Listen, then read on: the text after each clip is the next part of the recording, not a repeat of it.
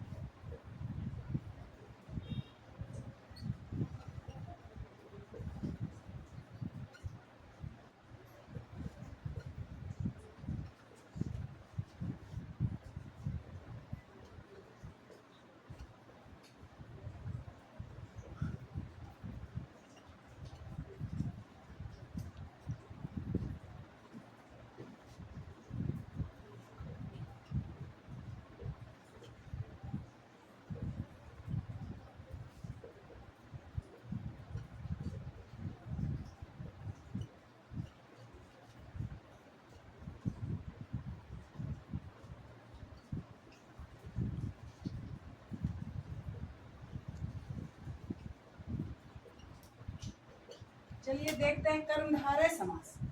इस समास में उत्तर पद प्रधान होता है और पूर्व पद तथा उत्तर पद के बीच में विशेषण विशेष्य या उपमेय उपमान का संबंध होता है।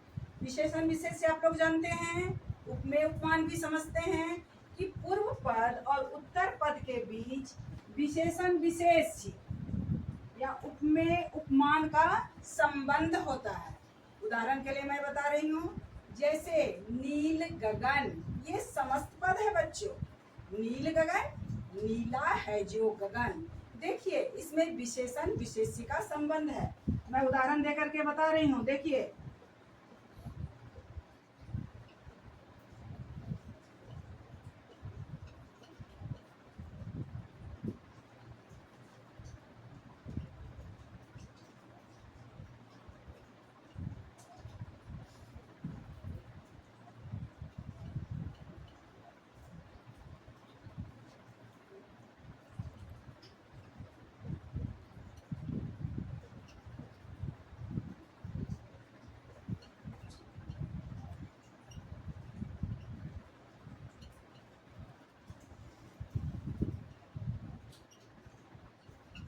बच्चों, यह देखिए नील गगन, नील गगन ये समस्त पद है या सामासिक पद है। नीला है जो गगन, नीला क्या है? विशेषण है। गगन क्या है? विशेष्य है। रक्तोत्पल, रक्त कैसा होता है? लाल। उत्पल बोलते हैं कमल को, आप लोग जानते हैं कमल का समानार्थी शब्द है उत्पल। रक्तोत्पल, लाल है जो कमल, इसमें भी विशेषण विशेष्य का संबंध है बच्चों। जैसे उपमेय उपमान के लिए मुख चंद्र, मुख रूपी चंद्र या चंद्र के समान मुख, तो इसको हम क्या बोलते हैं? उपमेय उपमान का संबंध। तो समझ गए कि विशेषण विशेष्य का संबंध क्या है। चलिए मैं उपमेय उपमान का भी संबंध बता देती हूँ उदाहरण देकर के।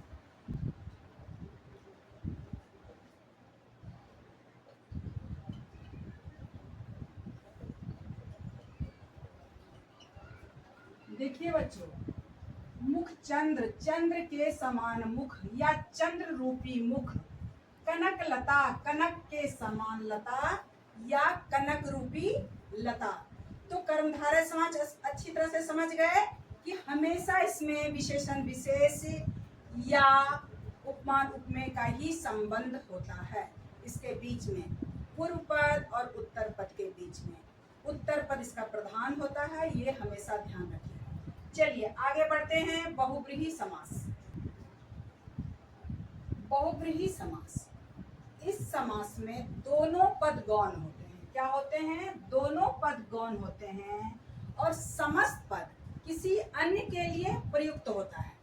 आप लोग बच्चों याद कीजिए, जब हम लोग रचना की दृष्टि से शब्द के भेद पढ़ते हैं, उसमें योग रूढ़ शब्द जो है क्या है, अपने खंडों के अर्थ से अलग विशेष अर्थ देते हैं।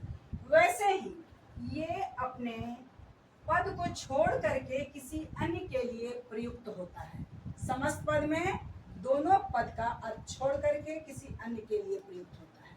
तो रचना की दृष्टि से योग रूढ़ शब्द क्या है? बहुव्रीहि समास के उदाहरण हैं। जैसे महेश, महान है जो ईश अर्थात शिव। महादेव, महान है जो देव अर्थात शिव। ऐसे ही बहुत से उदाहरण हैं। जैसे जलज,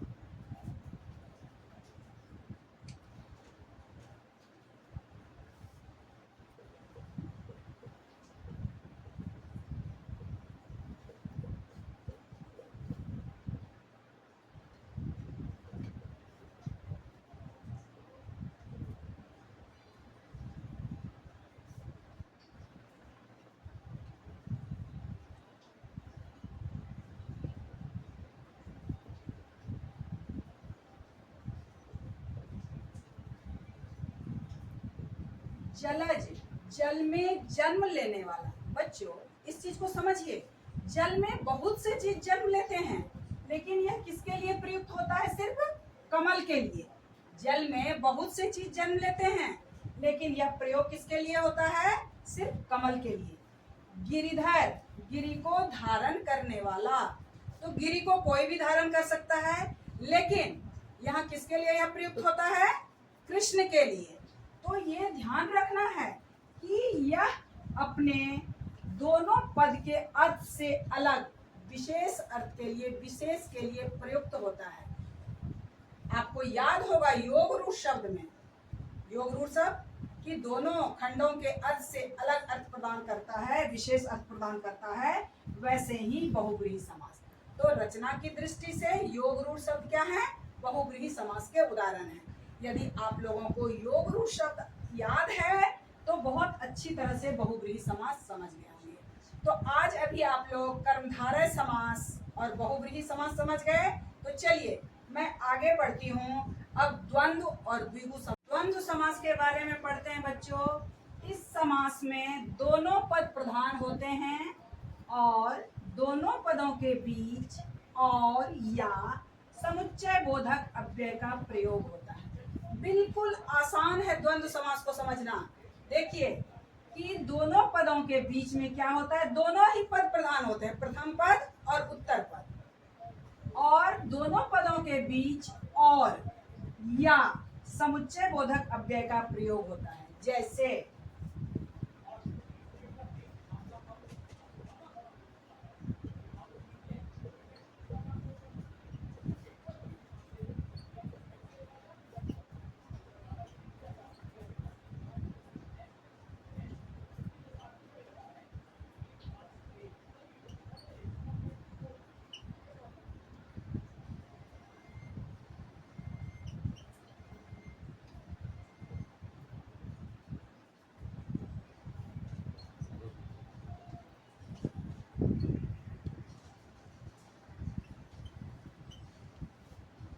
उदाहरण के लिए जैसे माता पिता, दोनों पद के बीच में हम योजक के चिन्ह का प्रयोग करते हैं। माता पिता या डैश बोलिए, माता और पिता। चाय कॉफी, चाय या कॉफी। दिन रात, दिन और रात। तो ये सब जो शब्द हैं, प्रथम पद उत्तर पद दोनों के बीच में सिर्फ और या समुच्चय बोधक अव्यय का प्रयोग होता है। ये सिर्फ याद रखना है कि ये दोनों समुच्चय बोधक अव्यय के अलावे और किसी चीज का प्रयोग द्वंद्व समास के बीच में, दोनों पदों के बीच में नहीं होता है। द्विगु समास, इस समास में उत्तर पद प्रधान होता है और पूर्व पद संख्यावाचक विशेषण होता है। हमेशा याद रखिए बच्चों, संख्या पूर्वे द्विगु कि द्विगु समास के पूर्व का जो पूर्व पद होता है वह संख्यावाचक विशेषण होता है। बस यही याद रखना है, बिल्कुल आसान है याद रखना। तो चौराहा, चार राहों का समाहार। शताब्दी,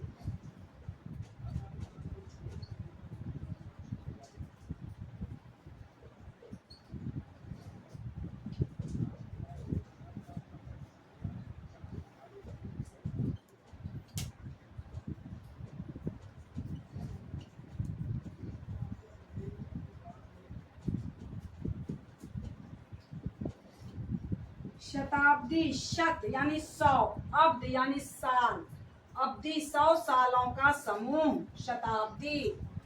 तिराहा, 3 राहों का समाहार। पंचवटी, 5 वटों का समूह। तो ये सब याद रखना है बच्चों कि जहाँ पूर्व पद संख्यावाचक विशेषण है वहाँ द्विगु समास होता है। तो आज समास आप लोग अच्छी तरह से समझ गए। इसके बाद नेक्स्ट वीडियो में मैं कुछ ट्रिक दूंगी जो आसानी से और आप लोग समझ जाएंगे। आज के लिए इतना ही काफी है बच्चों। धन्यवाद, बाय।